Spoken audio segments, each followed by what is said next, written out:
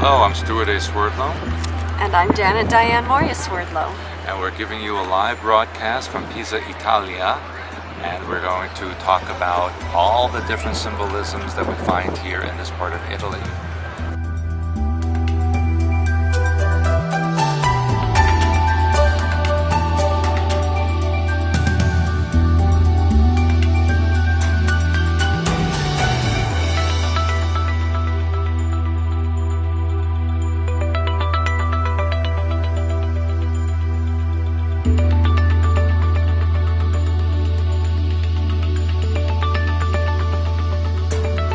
As we were taking a look at the Leaning Tower of Pisa, it came to me that it actually is built on the Fibonacci principle, which I'm going to let Stuart tell you exactly what that is.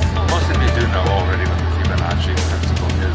The sequences of numbers are 1 plus 2 equals 3, 3 plus 2 equals 5, 5 plus 3 equals 8, and so on and so forth. 8 and 5 is 13, and that's how the sequence goes, and it goes into a spiral that goes on and on and on. As you graph it, it actually creates the vortex, and there are people with Fibonacci programming in them which activates this inner spiral to take them places.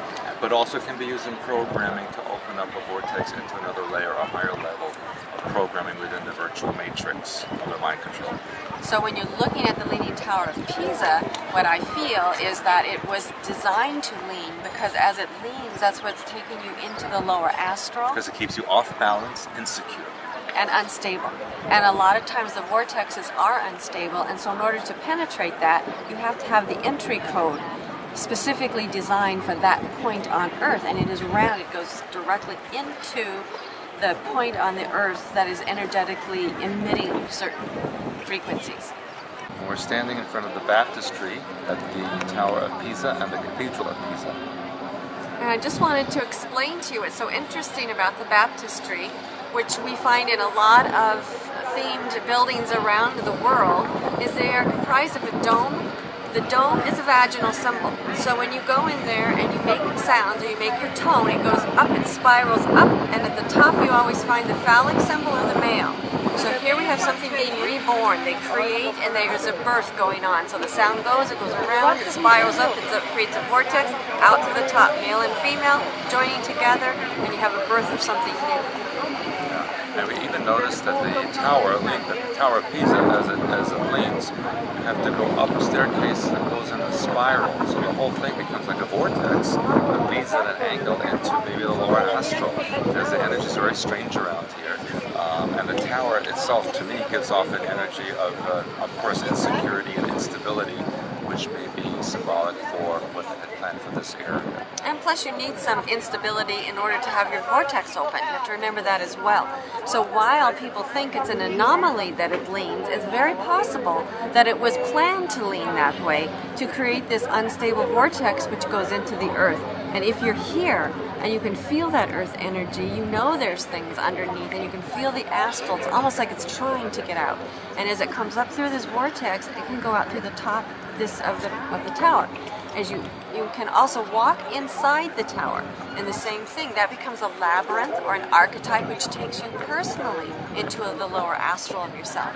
So if you walk the tower, you have to be very sure to keep the brown merger symbol on. You have to be sure that you keep yourself a heavy violet, heavy protection, so that you are not activated when you climb the tower. And also inside this cathedral is the body of the Ranieri family, which you may know is related to Monaco Prince Rainier, and also named the volcano near Seattle, Mount Rainier. So very interesting energy here, the Committee of 300.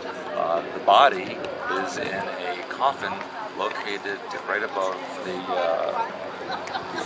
altar of the nave of the church, and you can actually look into his coffin. You can see the body with a gold mask on top, kind of very much like an Egyptian mummy.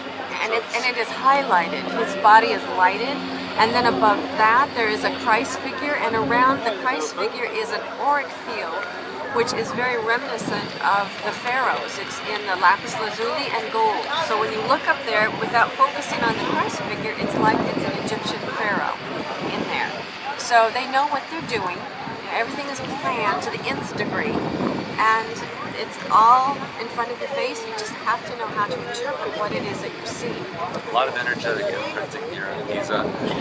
Didn't expect to see so much in this one place. And as we find out more, we will let you know. And from here, we're on to Firenze, or Florence, as you may know it. See you later.